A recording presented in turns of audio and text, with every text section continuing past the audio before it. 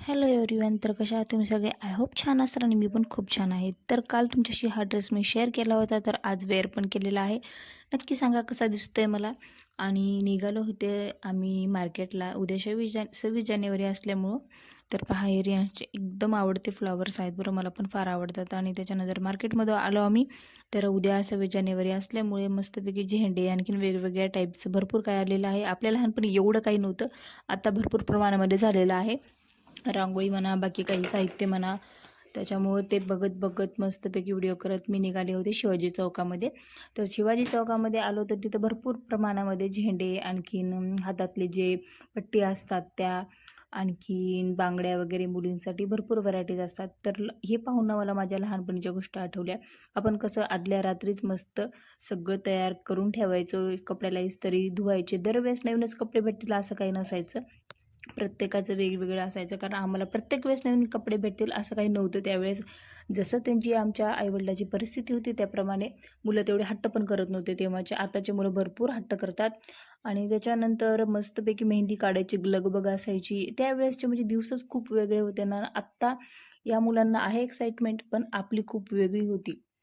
मस्त उद्या झेंडावंदन आहे म्हटलं की सकाळी लवकरच उठायचं, तयारीला लागायचं, शूज वगैरे धुवून ठेवायचे, कपडे व्यवस्थित करून ठेवायचे. तर चला, असं आठवणी त्या गेल्या. दिवस गेले पण आठवणी त्या आहेत, आणि त्या खूप छान गोड आठवणी आहेत. तर हे ब्रॉच घ्यायचे होते मला, 1-2 घेतले. आणि त्याच्यानंतर ना रियांशचं काय चाललं होतं की मला त्यानं वापस तिथे घेऊन गेला, त्याला काहीतरी पाहायचं होतं आणि ते त्याला दाखवलं. आणि त्याच्यानंतर मला भाजीपाला वगैरे घ्यायचा होता. तर चलत चलत मग चला म्हणलं पुढे. पुढे गेलो. निघत्या वेळेस त्या गाड्या असतात, त्यामुळे त्या गाड्यावर भाजीपाला घेण्याचं ठरलं. आणि इथं रियांशला हे जे पाहिजे होतं कापडाने बनवलेलं ते ब्रॉच घ्यायचा होता. तर ते काही टिकवत नव्हता म्हणून मी ते काही घेतला नाही. आणि मग नंतर निघलो. शिमला मिरची, टोमॅटो, आणखीन पत्ताकोबी वगैरे घ्यायची होती. हे सगळं घ्यायला आलो. तर पहा, इथं याची गडबड वेगळीच आली असती. मी इकडे भाजीपाला घेत होते आणि तो गाडीवर जाऊन बसत होता. अक्षरशः त्याने चाबी फिरवली होती, गाडीला चाबी लावलेली होती, तर त्यामुळं.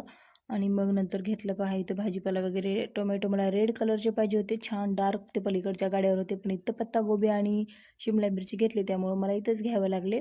आणि त्याच्यानंतर घरी जायची गडबड होती, कारण ऋषभ घरी राहिलेला होता. कारण ते घरी असला की थोडंसं डोक्याला टेन्शन असतं, कारण घरी कुणीच नसतं त्याला बघायला. मग आम्ही घरी आलो आणि जाण्याच्या पूर्वीच मी बिर्याणी केली होती कुकरमध्ये. त्यामुळे घरी आले, चेंज केलं आणि ऋषभला घेऊन यायला गेले त्याचे पप्पा, कारण ते ग्राउंडमध्ये खेळत होता. तर पहा, मस्त साधी सिंपल अशी कुकरमध्ये बिर्याणी बनवलेली होती. तर चला, आज आहे संडे, या बिर्याणी खायला भेटूया उद्याच्या ब्लॉगमध्ये. आजच्या ब्लॉगमध्ये एवढंच. Bye bye.